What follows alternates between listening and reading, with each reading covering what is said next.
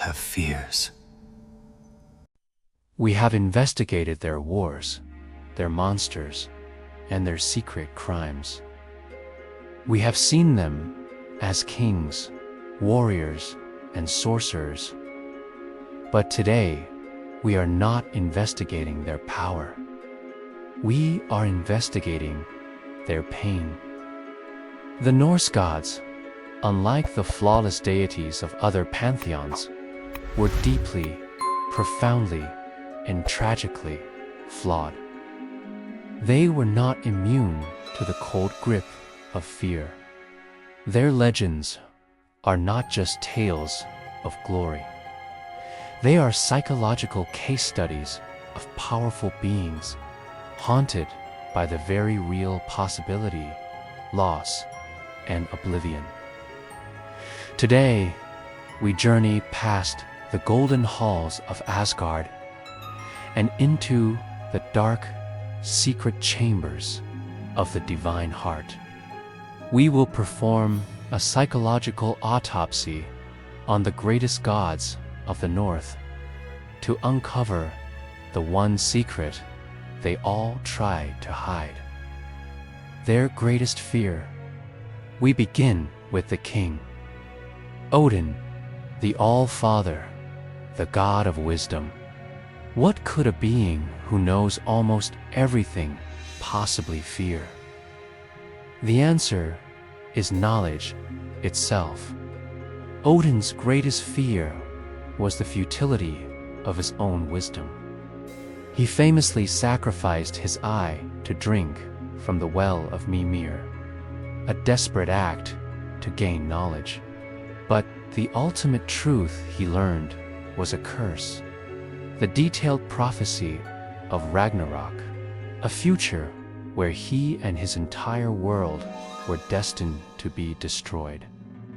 Every action he took thereafter, gathering the Einherjar, seeking lost magic, consulting dead seers, was not an act of a confident king, but the desperate scrambling of a condemned man trying to outsmart a fate he knew was inescapable. His other great fear was the loss of his own mind.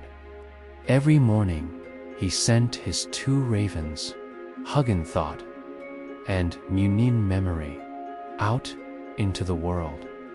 He famously said, "I fear for thought that it may not return, but I fear more for memory." This reveals a profound daily terror that his greatest asset, his intellect, would one day abandon him, leaving him a witless, powerless king, waiting for the inevitable end he saw coming. Next, the champion, Thor, the god of thunder, the strongest of the Gear. His identity is built entirely on his physical might. So what was his greatest fear?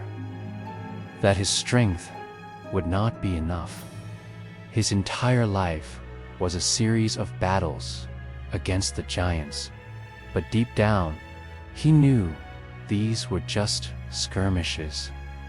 The true test was Ragnarok, where he was fated to fight the world's serpent, Jormungandr. Thor's terror was not of dying, but of failing in his duty as Asgard's protector. This fear was brilliantly exploited in the famous story of his journey to the giant king Loki's castle. There, he was challenged to a series of seemingly simple contests that he failed humiliatingly. He couldn't lift a cat because it was secretly the world serpent in disguise, and he lost a wrestling match to an old woman who was secretly old age itself. This story is not a comedy. It's a brutal psychological attack, a nightmare designed to prove to the god of strength that there are forces in the universe that his hammer can never smash. Now, the queen of the Vanir, Freya, the goddess of love, beauty, sex, and war. She was one of the most powerful and desired beings in the cosmos. But her greatest fear was loss and loneliness. Her defining story is not one of battle, but of a desperate, eternal search. She was married to a mysterious god named Opir, whom she loved deeply. But one day, he vanished without a trace, wandering the worlds. She traveled through all 9 realms, weeping tears of pure red gold, asking every being she met if they had seen her beloved. This story reveals a profound tragedy. The goddess who could grant love and desire to anyone in the universe was powerless to secure her own. She could command armies of the dead and wield the most powerful magic. But none of it could bring back the one thing she truly wanted. Her fear was the fear of an empty throne beside her, a constant, aching void that all her power and beauty could never fill. It's a deeply human story of a goddess haunted by the one person she could not possess. Finally, the trickster, Loki, the god of chaos. What could a being who seems to fear nothing truly be afraid of? His greatest fear was being insignificant. Loki was an eternal outsider, a giant living among the gods, never truly one of them. His entire life was a desperate, chaotic performance to be noticed, to be important, to prove that he mattered. His pranks, his schemes, his betrayals, they were not just for chaos. They were the actions of a being terrified of being ignored. This fear explains his most heinous crime, the murder of Balder.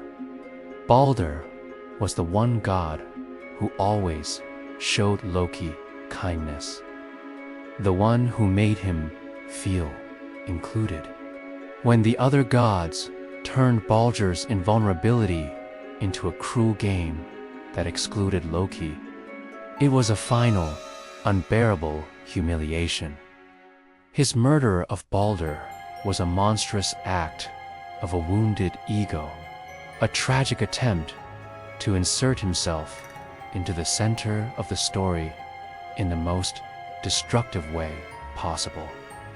He would rather be hated than be irrelevant. His ultimate fear was that in the end, no one truly cared about him, a fear that his own actions ultimately made a reality. And so, our investigation into the fears of the gods is complete, and it reveals a profound truth.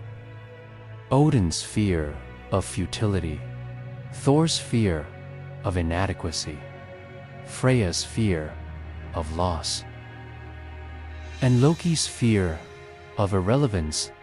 These are not the fears of distant, perfect deities. They are the deepest, most fundamental anxieties of the human heart. The Norse gods were not invincible beings of stone. They were complex, tragic, and deeply relatable characters. Their struggles against these internal demons are far more epic than any battle against a frost giant. Their fears did not make them weak. They made them who they were, driving them towards both their greatest triumphs and their most devastating tragedies. And that is perhaps the greatest secret of all. The Norse gods feel so powerful because, in their fears, they are so incredibly human. So, a final question for you. Which god's fear do you find the most relatable?